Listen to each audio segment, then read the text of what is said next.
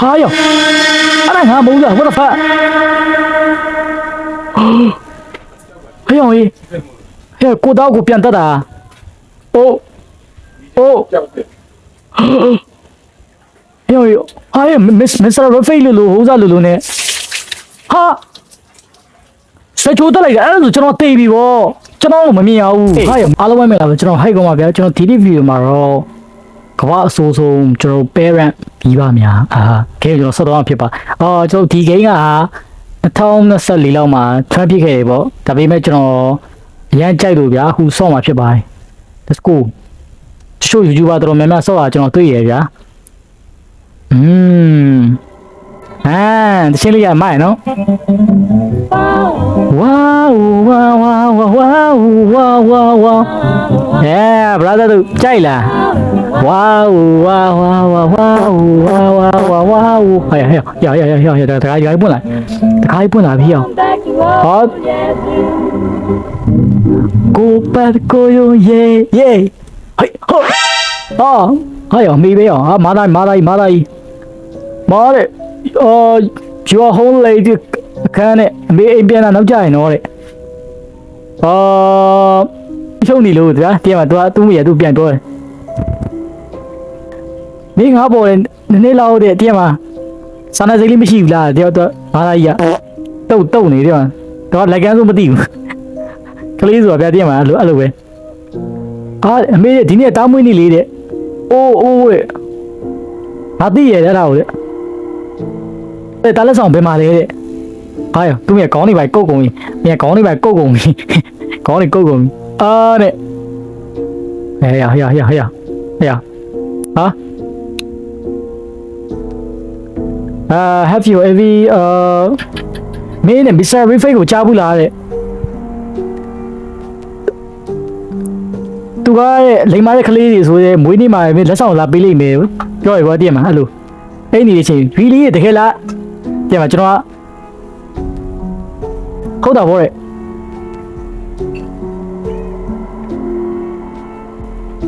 လက်ဆောင်ယူခြင်းနဲ့အဲ့ရဝင်လိုက်တော့တယ်သူမာလိုက်ပြောနေ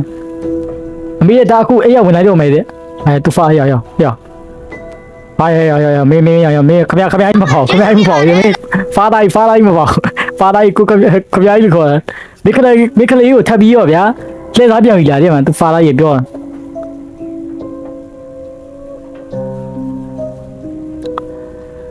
ဒီလောက်နောက်မေးကွာတည်းမှာအိမ်ပြန်နောက်ကြတာတခါမဟုတ်တော့ဘူးဗျာတည်းမှာကျမအလုံးများနေလို့လေကျမအလုံးများနေလို့တည်းမှာသူကပြောတာဗျာ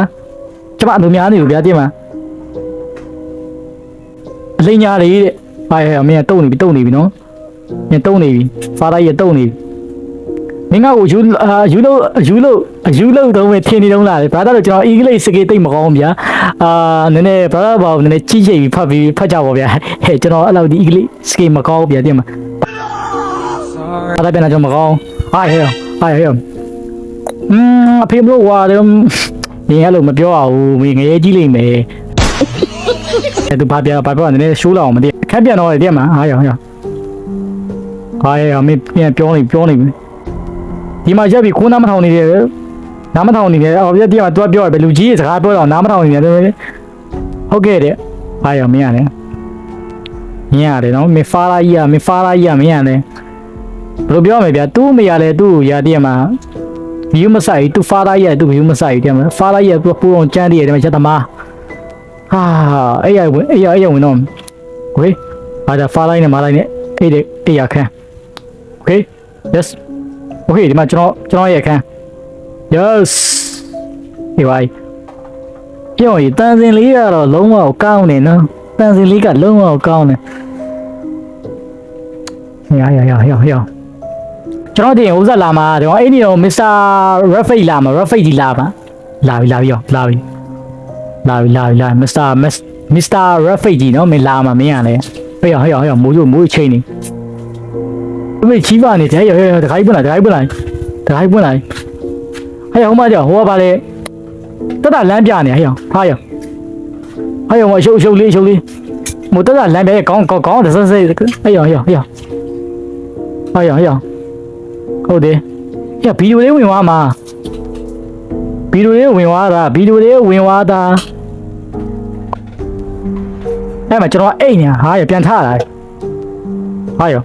မနဲ့မိုးလင်းပြီဟာအဲ့ဒီမှာငါတို့လက်ဆောင်လေးဟောရုပ်လေးပါလားမစ္စတာဘဖိတ်ကသူ့ပေးသွားဟိုးတဲ့မစ္စတာဘဖိတ်ကဟုတ်လာပေးသွားတာပဲတဲ့မယုံနိုင်ပေါ့ဒါမယုံနိုင်တာဟာမယုံနိုင်ကြပဲတဲ့ဟာရဟိုင်းတဲ့အာရောငါကရမ်မာတဲ့ what the fuck ရုပ်ကစကားပြောတယ် what you can talk မင်းစကားပြောနိုင်တယ်လားတဲ့ဟုတ်ပါတယ်ဘာလို့လဲဆိုတော့တဲ့သူ့ကိုပြတဲ့မှာမှော်ပညာနဲ့ဖန်တီးတာလို့ပါတဲ့မှာဟာရောသူကပြောနမီနဲ့နမီတို့ကမင်းကငါနမီနဲ့လည်းတူတယ်ပြီးတော့လေမင်းငါပုံစံနဲ့လည်းရမ်းတူတယ်ဗျာတဲ့မှာနမီလည်းတူတယ်လူလည်းတူတယ်ပုံစံနဲ့တူတယ်မင်းနာဘောငါမစာတဲ့ငါ့ကိုပြုလို့မှော်ပညာနဲ့ပြုလို့ထားတယ်တဲ့မှာငါမင်းတော့လုပ်ပြီးထားတာကွာတဲ့မှာမင်းလည်းပြန်နည်းနည်းစောင်းနေတယ်လို့ပဲတဲ့ဟောတဲ့အဲ့ဒါလားတဲ့တခါကြီးကြရင်ငါမဆရာကတည်းကလှုပ်တဲ့ခါကျလှုပ်သူဗျာလှုပ်တဲ့ခါလှုပ်တဲ့နေရာမှာပြန်နေချိုးရင်းချက်လေးရောနည်းနည်းရှိရဗျာတည်းမှာ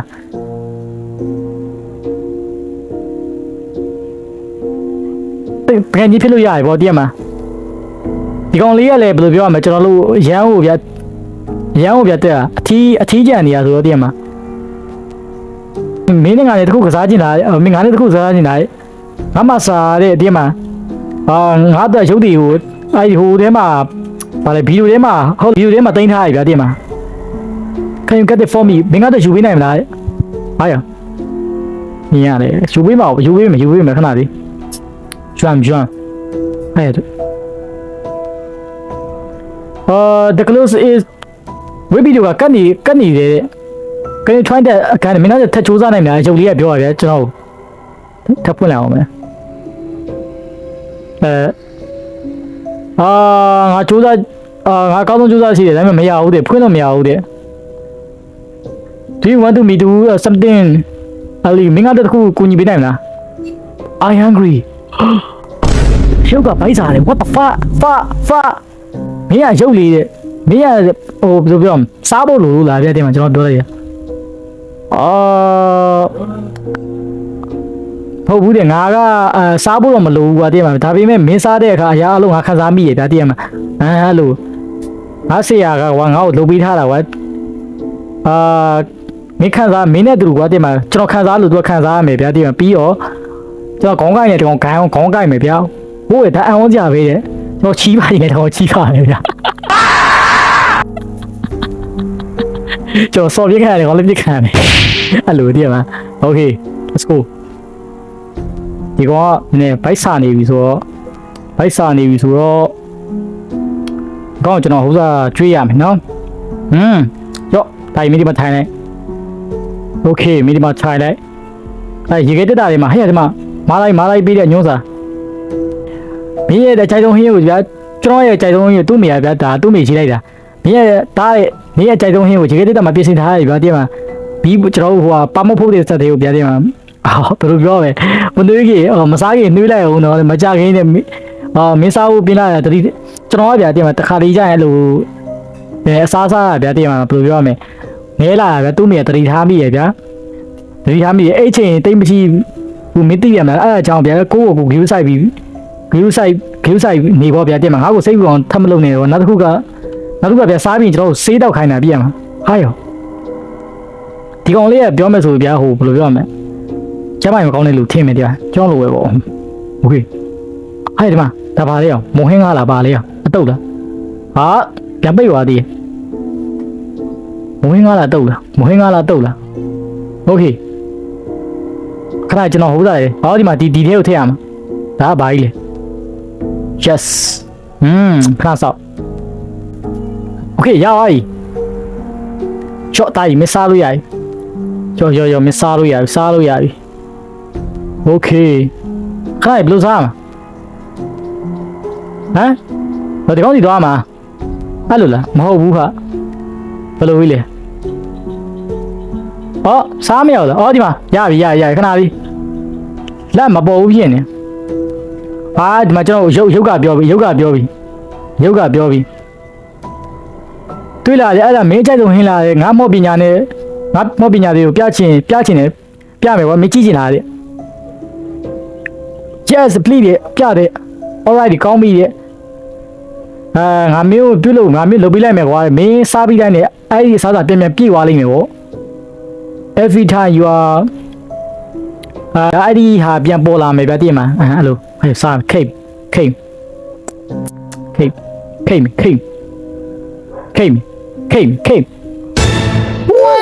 ပြုံးကြီး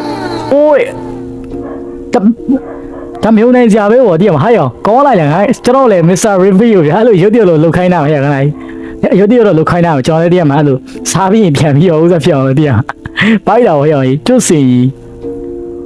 မင်းနောက်ထပ်ဘာလုပ်နိုင်ဒီလေတဲ့ရဟာရဟာငါဖားလိုက်ရပလင်းဟောမလုံးနဲ့ဟာရောမင်းအခုမခလေးလေးရှိနေဟောမင်းဘိုက်တောင်းနေဟာရောရက်လုတ်ပိတ်တောင်းနေတယ်ဟောဟာရမတောင်းနဲ့ဟေ့အောင်ငါဖားလိုက်ရပလင်းဟေ့အောင်ဒီကောင်ကွာဟေးလို့ရဟာရမင်းငါဖားလိုက်ရပလင်းခွဲလိုက်ပြီဟေ့အောင်မေးရမင်းဟေ့အောင်ဟာမင်းဘာလို့လိုက်တာလဲတဲ့ငါမသိဘူးလေတဲ့ငါမသိဘူးကွာဒီမှာငါမသိခမန်းကြီးပေါ့လေအိုးလေသွားပြီကွာလေငါဖားလိုက်တော့ငါ့ကိုကွာဒီမှာကျုံးတော့မယ်မင်းငါဖားလိုက်ရပလေဘာလို့ရကွာတဲ့ကြောက်ဗျာငါ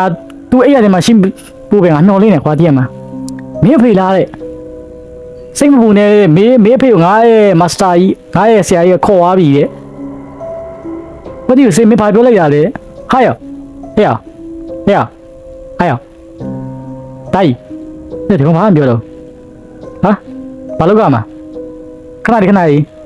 အေးရသွားတယ်ထင်တာပဲအေးရသွားမှာโอเคဟာရ what the fuck โอเคခဏလေးတော့ဒီကောင်စကားပြောလိုက် where are you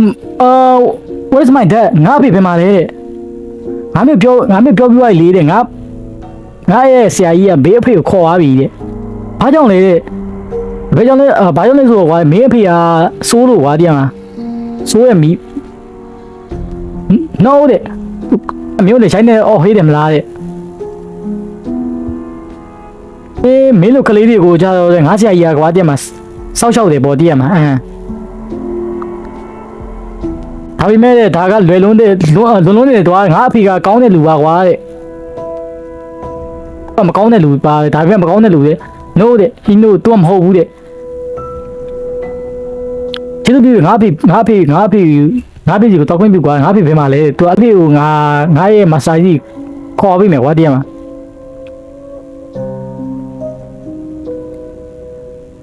မင်းအဖေကိုချုံတောင်ထားတဲ့နေရာ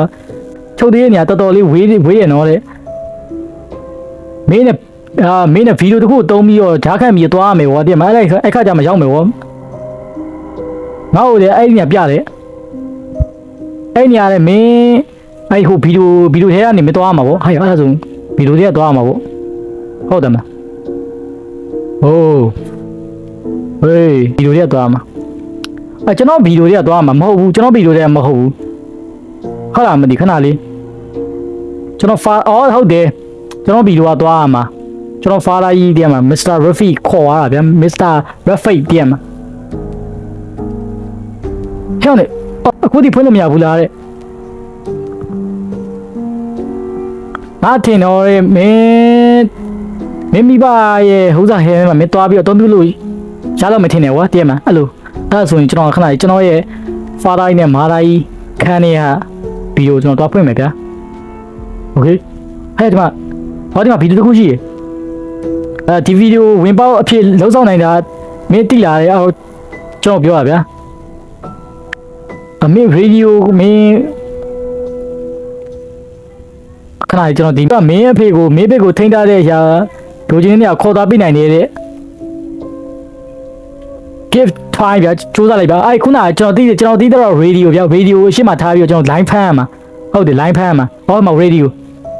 အဲ့ဒါနဲ့ try ကြည့်ရမှာဟောဘယ်လိုလဲဟောဒီမှာပွင့်လာတယ် မင်းဒီတိုင်းဖွင့်တော့ဒီတိုင်းဖွင့်ဒီမှာဒီတိုင်းဖွင့်မရဘူးပေါ့ဒီမှာဗီဒီယိုယူပြီးတော့ဒီမှာလိုင်းဖမ်းပြီးဖွင့်တော့ရလောက်မယ်ဗျာဒီမှာစပဒနာပဲဟုတ်တယ်ဒီမှာရေဒီယိုကျွန်တော်ဒီမှာချပြီး okay ငါသိကျွန်တော်နည်းနည်းတော့လေးလာထားပါဒီ game မဆော့ရင်တော့ okay yes okay yes ဒီမှာ radio ချိန်လုံးလုပ်ဖို့လိုရတယ်ဗျာဒီကအခါကျရင်ဒီ import ကြီးပွင့်သွားလိမ့်မယ်ကွာ okay okay ကျွန်တော်ရပြီဖွင့်ကြည့်မယ်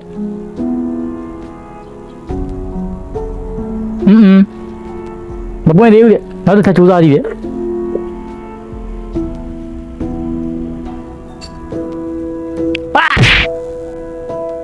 ပါတော့ဟာတရေမ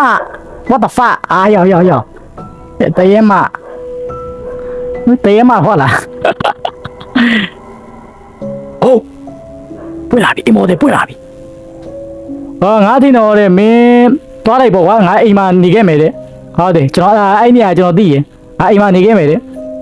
ငါမင်းကိုခြုံလို့ရပါမလားဟဲ့မင်းခြုံလို့ရပါမလား okay let's go okay ကျွန်တော်ဖေးစီကိုကျွန်တော်သွားခဲ့မှာဗျာဟဲ့ငါဘယ်နေရာရောက်လာ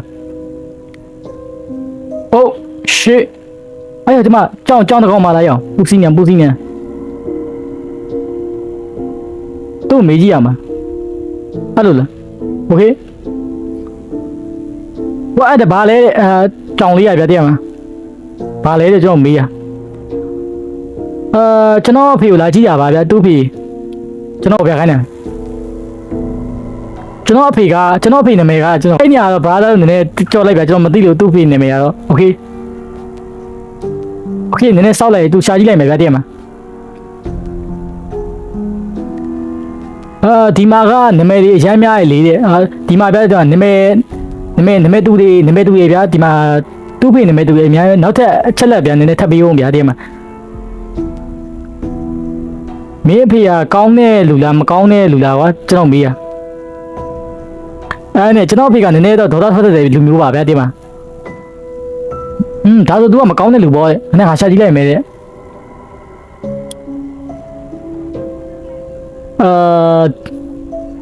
စမပြေဦးတဲ့ဘယ်လိုပဲပြတဲ့ဟိုဒီမှာကဗျာမကောင်းတဲ့လူတွေအများကြီးရှိရဲ့ तू စိန်ထဲမှာနောက်ထပ်ဗျာအသေးစိတ်ထပ်ပြေဦးနဲ့ခဏအော်တတ်တယ်ဗျာအချက်တော့မလုံလောက်သေးဘူးတဲ့something he hears me တဲ့တခါတည်းသူကကျွန်တော်ကိုခြိုက်တယ်ဗျာတဲ့မှာတိုက်လဲရိုက်တယ်ပြောတဲ့မှာအဲ့လိုဗျာအဲ့ပြီးရောတဲ့အဲ့ဒါကုန်မယ်တဲ့အဲ့ဒါဆိုနေမင်းဟိုတခါနားမှာရှိတော့မထင်နဲ့တဲ့တခါနားမှာရှိတယ်တဲ့သွားကြည့်ရမယ်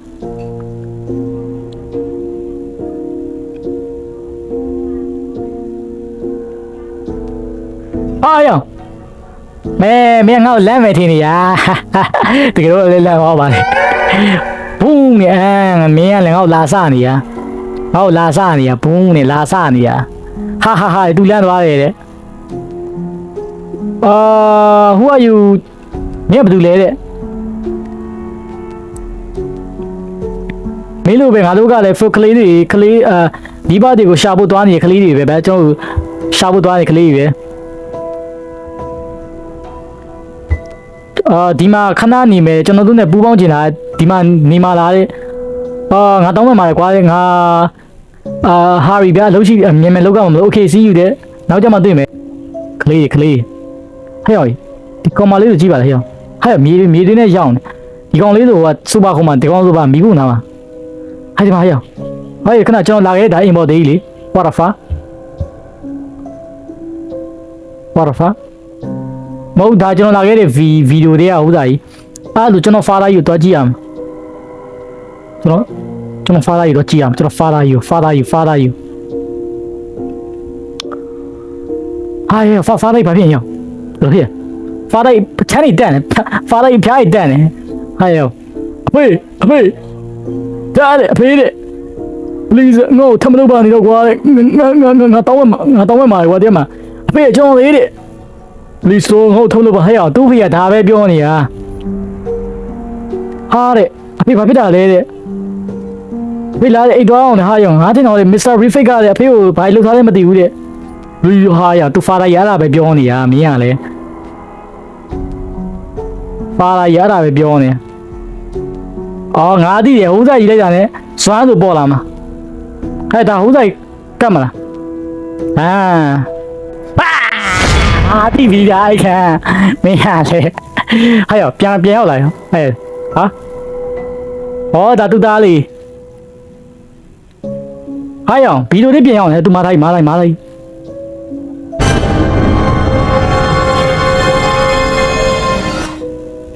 အမလီယောအိုးလမ်းတော့လမ်းနေမဒီမှာဘာလုပ်နေရလဲတဲ့မစ်ဘာဖြစ်နေရဒီမှာဘာလုပ်နေရလဲမစ်ဘာလို့ဒီဗီဒီယိုလေးမှာပုံနေရလဲမင်းလည်းမစ္စတာဘီဖစ်ကအဖေကိုခေါ်သွားရဲ့ရဖိတ်ဘီဖစ်ပဲဖြစ်ရင်ကျွန်တော်ရဖိတ်ပြတယ်မှာအိုးသူမမယုံတည်းမှာခလေးပေါ်တော့လုံးဝမယုံအဲ့ဒါဆိုလေကောင်းတာပေါ့တဲ့နော်တဲ့တန်းနောက်နေရမဟုတ်ဘူးတဲ့မေးတဲ့သူ့မိရတည်းမှာဘယ်လိုပြောဇလန်းကရှိတယ်ရှင်းပြပါဦးနဲ့ပြက်လာပဲဟာယောသူကျွန်တော်ရုပ်သိညာအမေတားရုပ်ကိုတဲ့ဘယ်လိုသိရလဲတဲ့ဟာမာတိုင်းရမင်းမာတိုင်းရတိမတော့ရသေးတဲ့တော့ငါသိတာပေါ့တဲ့ဟုတ်တယ်ကျွန်တော်ကပြောမယ်ဆိုဘယ်လိုလဲဆိုတဲ့ဟိုဒီကမှာခရောင်ကြောက်ကြဖြစ်နေဗျာမသိတဲ့ဟာကိုမတွေးတဲ့ဟာကိုတွေ့နေဗျာမြင်အောင်နေပြောမယ်ဆိုကျွန်တော်ကအဲ့လိုဒါပေမဲ့ကျွန်တော်ဖြစ်နေရတကယ်ဗျာဒါပေမဲ့စေးမတော့ရတာမဟုတ်ဘူးမဆိုင်ဘူးဒါနဲ့ဒါပေမဲ့သူ့မိမယုံဘူးတမ်းမွေကြုံတာဒါပထမဆုံးချိန်မဟုတ်ဘူးဒါဟာကျွန်တော်ကအဲ့လိုမသိစိတ်ရောဂါဖြစ်နေရပါတဲ့မှာ Don't you remember မင်းမမြူလားတဲ့အရင်ကအချိန်ကြီးမမြူလားကျွန်တော်ပြောနေရ no တာမသိဘူးတဲ့ကြော်လိုက်မယ်ဗျအဲ့နေရာလေးရောနော်ကျွန်တော်နည်းနည်းခက်လို့ချက်ကိုသူ့ဘက်ဟာမင်းတားအဲ့ရဝင်တော့တယ်အခုကညတကောင်ရောက်နေပြီတော့တင်မှာကျွန်တော်အဲ့ရဝင်ရမှာအဲ့ရဝင်ရမှာအဲ့ရတော့မှာဟေးအဲ့ရတော့မှာခဏနေ Okay let's go အဲ့ရတော့မှာဟာဘလို့လေဟုတ်လေအိမ်မယ်လေ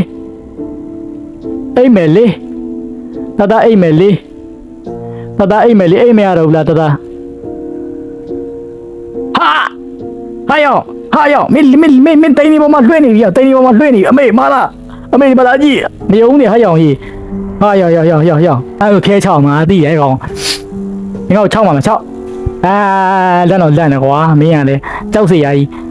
အမေကြောက်လိုက်တာအမလေးကြောက်လိုက်တာဖေးမတုံနေဗျာအဲ့အောင်ကြီးဟာယောလဲကြသွားတာဘာဖြစ်တာလဲတဲ့ရုံးနဲ့Are you right နေစင်ပြေလာတဲ့ဟာဟဲ့အောင်ကြီးလမ်းပြီးတော့လဲကြသွားတာအဲ့လိုကြီးမကြည့်နဲ့လေကွာကြောက်စရာကြီးအောင်ကွာမားလိုက်ရဒါအစင်ပြေလာတည်းမှာခံစားရတယ်အစင်ပြေပါလေမေးရဲ့Mr. Rafay တဲ့သူ့မရဟာမရသူ့မရမယုံဘူးစင်ပြေပါလေတဲ့မနေ့ကညနေတောက်တဲ့အိမ်မှာတနေကုန်လုံးနေပြီးစောက်ရှောက်ပေးမယ်ပေါ့တည်းမှာရောင်ကြီးတကယ်လားမေးတဲ့အမေခရီးပေးပါလေတဲ့ I promise တဲ့ကိုအဲ့ရောက်နေတော့တဲ့ဟုတ်အမေတဲ့ပြည့်တယ်မှာခရီးပေးလိုက်တာအဲ့လိုမျိုးတည်ရမှာခလေးတွေကပြတဲ့မှာခလေးပေးလိုက်ရဆွဲသွားတော့ရောင်ဟေးမောဟုတ်ပြတဲ့မှာဟဲ့တခုဖြစ်နေပြီဗျာတခုဘာလဲမသိဘူးဟာခဏလေးအဲ့ရပြန်ထလာပြီနော်ဘာလုပ်ကမဟဲ့ခဏလေးငါခန်းထဲပြန်ဝင်ရမှာခန်းထဲပြန်ဝင်ရမှာ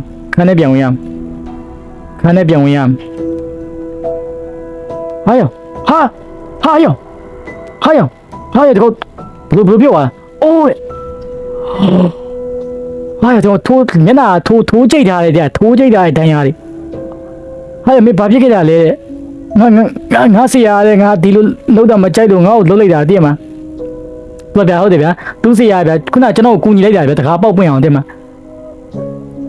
ငါတောင်းမဲ့မာလေးတဲ့ငါတောင်းမဲ့မာလေးကိုတန်ငါရဲ့အမားပါဗျာတည်မှာအဲ့လိုโอเคမစတဲ့မင်းငါမေတနေရာမှာမြင်လိုက်လာဗျာငါရဲ့ဆရာကမင်းမျိုးတဲ့ခေါ်သွားပြီတဲ့ဝါတဲ့ဘလို့ပြစ်သွားတာတဲ့ငါတောင်းဝဲပါလေငါတားဖို့ကြိုးစားပေမဲ့ငါမလုပ်နိုင်ခဲ့ဘူးတဲ့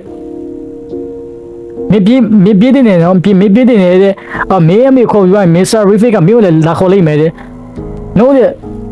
ငါမပြေးနိုင်ဘူးငါအမေကိုငါဖေကိုငါပြန်တော့ခေါ်ရမယ်အားလေဟိုဘလို့လုံးမမြင်ဘူးလားတဲ့ဟာရောမရဘူးတဲ့မှာဒီမှာကတ်ပြလိုက်ဟိုကတ်လေကျွန်တော်ဟိုခန်းထဲယူလာလေဟာတဲ့အဲ့ဒီကတ်ကလည်းငါဖေးခန်းထဲရောက်သွားတော့ငါယူခဲ့လိုက်တာဗျာတဲ့မှာငါထင်တော့တဲ့မင်းနဲ့အဲ့ဒီ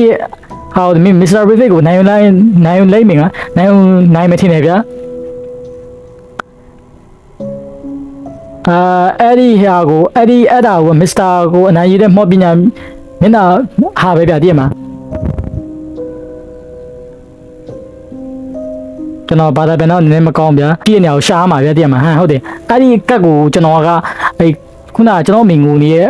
အဲ့ခန်းဗျာဘာလို့ဆုံးသိကြည့်ဗျာတိလိမ့်မယ်ဟေးခါလာဟာရောငါမှဒီကတ်ရှိတယ်ဆိုခါလေး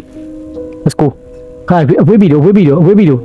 ဒီဗီဒီယိုရတာမသိဘူးဖွင့်လို့ရလားမသိမရဘူးကျွန်တော်ဟိုဖာတိုင်းကျွန်တော်မေတို့ကျွန်တော်မေရဲ့ကျွန်တော်ဖာတိုင်းရဲ့အဲ့ဒီခါမှာရှိရဗျာအဲ့ဒီဝေးဗီဒီယိုတွေကိုကျွန်တော်သွားရမှာဟုတ်တယ်ဟာရဒီမှာပွင့်နေပြီ let's go သွားရမှာဟုတ်တယ်သွားရမှာဟာရပြန်ရောက်လာပြီဟာရဒီမှာကရဟာရဒီကလေးကဘာလုပ်နေကြဒီမှာသူတို့ကကျွန်တော်တော့ပူသေးရဲ့ကြီးပါဦးကလေးလေးသူကကျွန်တော်တင်တော့2နှစ်3နှစ်သားရှိမယ်ကျွန်တော်9နှစ်ဆိုသူတို့တက်နေကြီးရဗျာဟဲ့ဟိုမှာဘယ်ကိုလမ်းချောင်းနေဟဲ့ဟိုမှာအခန်းတခန်းမယ်ဟိုချောင်းနေတာဟဲ့အောင်ကြီးဟိုချောင်းနေတာဟဲ့ကျွန်တော်မိငိုနေရမ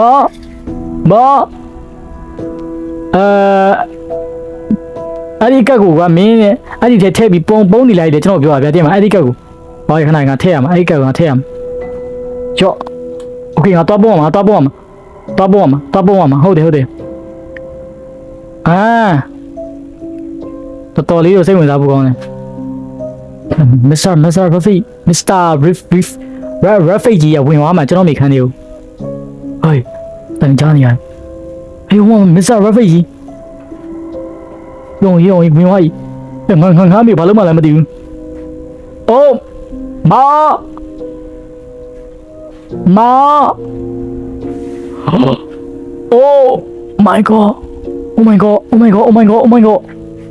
အဲ့ရကျွန်တော်ဘာလုပ်ရမလဲကျွန်တော်ပြန်ရမှာဟုတ်တယ်ပြန်ရမှာဟိုခါလာရောက်ပြန်မယ်ပြန်မယ်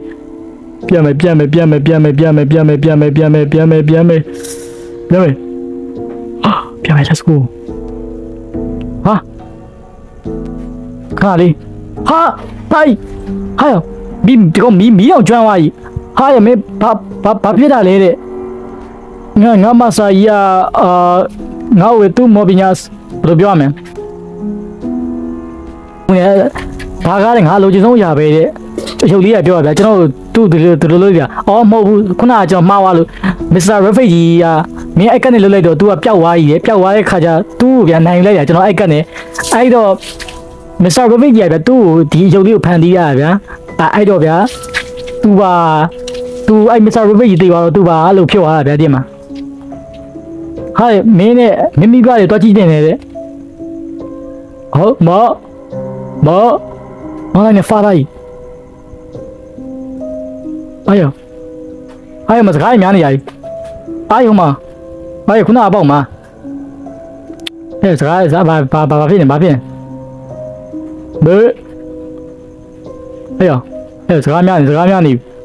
这妈呀，没那赔的，赔了，哭了，这多少米了？哎呀，把路掐了哈！ များဝိုင်းနော်အာရောက်ဖေးလို့ခေါ်မှာတော့ကွာနည်းချိုးစားဖြစ်တယ်အားရောက်မကလေးရှေ့ပါအဲ့လိုမလုပ်တင်ဘူးလေမဖောက်ပြနေတာမဟုတ်လားဟဲ့အောင်သူမိန်းမောက်ပြောနေပြီကျမရှိပြောပြီးရတယ်ကျမအလုံးများနေလို့ပဲကျမလုံးနေကျမသူလိန်နေကျွန်တော်သူမာလာကိုတည်ရမှာမဒီမီသားဆိုတခြားယောက်ျားတယောက်နဲ့လှစ်လို့ရှူထားလိုက်ရေပေါ့မရှက်ဘူးလားတည်ရမှာကလေးရှိမှာပေါ့အားရသူ့မိပြောပြီသူ့မိမေပြန်ပြောပြီမင်းရောလေဘလို့လဲမင်းကိုမင်းနဲ့ငါထပ်ဖို့ကောင်းတယ်လို့ထင်နေရတယ်ဗျာကျမရှင်ရတဲ့အိမ်မှာဗျာတည်ရမှာဒီလိုကျွန်တော်တို့ဘယ်လိုပြောရမလဲမင်းကအိမ်မှာဘေးနေပြီတပတ်လုံးလုံးငါ့ကိုနှောက်ယုံနေတာလားမင်းကဘလို့အဖေမျိုးလေဗျာတည်ရမှာအရက်ပဲတောက်ပြီးတော့ဗျာဘာလုံးမလည်းမလုပ်ဘူးပေါ့ဟဲ့ကျမဘာပဲလုပ်လို့ဒါကကျမကိစ္စကျမကလေးထောက်ပံ့ဖို့အိမ်ပြန်ဖို့ပတ်စံလာနေတော့မယ်တည်ရမှာ तू ကသူမာလာရမင်းပြန်ပြောနေပြီငါ့ကိုဒီပြစ်စားလို့မင်းထင်နေတော့မေးလားဒါဆိုမင်းနှိတ်ချတဲ့သူပဲမင်းရပါထဲရပြန်ဖြစ်အောင်ရေးဒါမနေ့ကညနေဒီက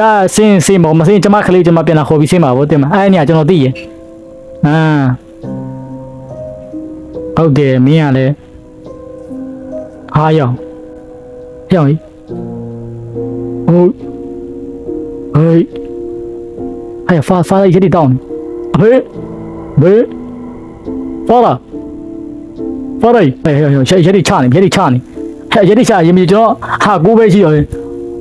ဟာဟုတ်တယ်ဟောရည်ချနေဟာရောက်ကြောင်ကြီးတည့်မှာသူ့ဖေရတည့်မှာရည်တောင်းဟာရောက်ကြီးရက်တွေကိုလုံးကျုံတောင်းနေဟာမျက်နှာကြီးလာဟဲ့မစ္စတာရဖိတ်ကြီးရဲ့ဟိုကမျက်နှာကြီးမဟုတ်လား what the fuck ငါဒီလိုကအဖြစ်မခံနိုင်ဘူးပေါ့ဗျာဟဲ့တွားပြီးအောင်ခိုင်းအာကိုပဲရှိတော့ဗျာလေဟာဟဲ့အဘယ်ဟိုငါခန်းထဲဝင်သွားတာမဟုတ်လားဟာယောအဲ့ဒါငါမဟုတ်လား what the fuck ဟဲ့ကိုတော့ကိုပြန်တတ်တာအိုးဟာမစ္စတာရဖေးလို့ဟိုးစားလို့နဲ့ဟာဆွချိုးတက်လိုက်တယ်အဲ့ဒါဆိုကျွန်တော်တေးပြီဗောကျွန်တော်မမြင်ရဘူးဟာမစ္စကိုတော့ကိုပြန်တတ်တာဟဲ့အောင်ကြီးဟာငါတွားကြည့်တယ်ဟာဟဲ့အောင်ကြီး What the fuck No Oh my god man ဒါအဖြစ်မှန်မဖြစ်နိုင်ဘူးတည်းမှာ तू ကပြောရတောင်းမဲ့မှာဒီကိစ္စတွေအတွက်တည်းမှာအရင်စိတ်မကောင်းဘူးဗျ run နဲ့ဟာရောမင်းရဲ့ကျွန်တော်ဖွင့်လို့မရတယ်ဗျာခုနကကျွန်တော်ခန်းတဲ့ဗီဒီယိုမင်းသွားဖွင့်ချစ်တည်တယ်ဗျာကြည့်တင်တယ်ဗျာโอ้ยမစိတ်လောက်ချတော့ကြည့်ရမ်အိုး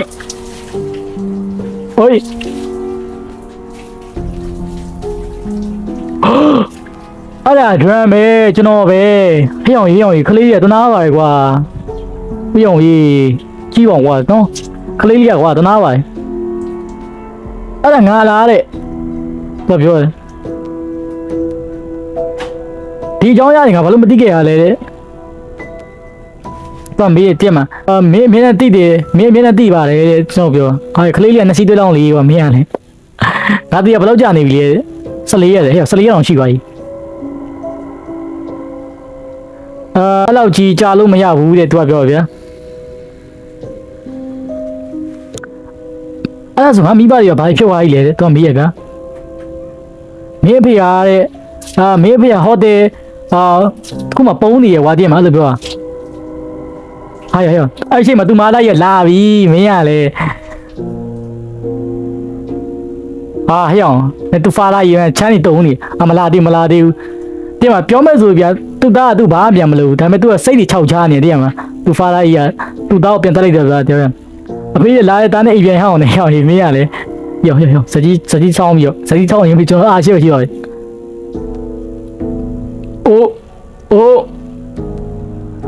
အိုးယောအော်နေပြီဘာဖြစ်သွားလဲမသိဘူး What about my mom အမေကောတဲ့သူကောတဲ့သူကောတဲ့ငါ့ကိုဘာလို့အဲ့ဒါဆိုနေငါဘာလို့ငါ့ကိုမြင်တာလဲတဲ့အဲ့ဒါမှန်ပါတယ်ဘာလို့လဲဆိုရဲမင်းရတယ်ညဘက်တွေကြတော့ဗျာသူ့မိယာအိမ်ပြန်လာဗျာအိမ်ပြန်နောက်ကြတော့ဗျာကျွန်တော်မြင်နေရဗျာကျွန်တော်တရေဖြစ်နေရောဘင်းကြီးဖြစ်နေရောဗျာဒါပေမဲ့နေကင်းတွေဆိုရင်တော့မမြင်ဘူးပေါ့ဗျာကျွန်တော်အဲ့လိုဟာငါပြန်ထငါဘာလုပ်ကမစိုးတဲ့ဇွန်းနဲ့အားသူ့မိလာပြီရွမ်းဟာဟဲ့အမသူ့မိတွေ့သွားပြီမင်းရလေဟုတ်တယ်အမလာပြီဟဲ့တော့စိတ်မကောင်းကြပဲသူ့မိငိုပြီကွာအမငိုပြီဟဲ့သူမာလာကြီးကမင်းငိုပြီအဲ့မှာသူမာလာကြီးကပြက်တည်းရတဲ့မှာသူပြန်လာတဲ့အချိန်နဲ့ကလေးရသေးပါဟဲ့စုံတော့ကြီးအဲ့မှာသူဟိုးစားဘယ်လိုပြောရမလဲနည်းနည်းစစ်စစ်မင်းမြခံနေရတယ်စစ်စစ်မင်းမြခံနေရပေါ့ရဒီမှာသူကစုံတော့တည်းရဟိုရဲတွေပေါ့ပြောမယ်ရဲပေါ့ဗျာခမရတဲ့ဒီကိစ္စနဲ့ပတ်သက်ပြီးတဲလင်းစားတွေပါတိလာဗျာသူ့မေးရခေါင်းခါဗျာသူမာလာရဲ့ခေါင်းခါဗျာ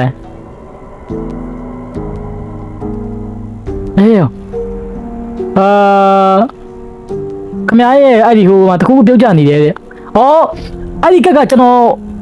လှမ်းပစ်ပေးလိုက်တဲ့ကက်လေးကျွန်တော်မိငုံနေတာအဲ့ခန်းဟုတ်တယ်ကျွန်တော်အခုသူငုံနေတဲ့ခန်းကိုကျွန်တော်အဲ့မှာလှမ်းပစ်ပေးလိုက်ရတယ်ဟာအဲ့ဒါဆိုကျွန်တော်အဖေတဲခိုရဲ့ဒီလိပ်စာကက်ပေါ့ဗျာကျွန်တော်တဲခိုခန်းအဲ့ဒါဘာလဲတဲ့တူဟိုစောစုံတော့ဟိုကရဲကိုပေးလိုက်မှာဒါမော်ဒယ်တစ်ခုရဲ့ကက်ပဲတဲ့ဒါပေမဲ့ကျွန်မအဲ့ဒါကိုမသိဘူးပေါ့တင်မှာရဲတွေအဲ့ဒါကိုရှာလိုက်မှာကြည့်လိုက်ဟာတော့ရှာခိုင်းလိုက်ပြီဗျာအဲ့မှာတွေ့သွားမှာသူ့ဖားသားကြီးကိုဖမ်းပြီးသွားမှာသူ့ဖားသားကြီးပြေးတော့မပြေးဘူးဗျာတင်မှာတက်ပြီးတော့ကျွန်တော်ဟိုတယ်တခုမှသွားပြီးတော့ဗျာပုံးနေရဗျာတင်မှာဒါပေမဲ့စိတ်တွေကတော့ခြောက်ချားနေဘယ်လိုပြောရမလဲသူ့သားကိုသူပြန်တက်ပြီးတော့ဗျာလို့ဖြစ်သွားတာbreaking news ကိုကလေးကိုပြန်တက်လိုက်ရဗျာမော်ဒယ်တခုမှဖမ်းပြီးသွားဟေ့အောင်ကြီးတကယ်တော့နားဖို့ကောင်းပါတယ်ကွာဟေ့အောင်ကြီးကြည့်ပါဦးဒါသူမာလာကြီးဗျာ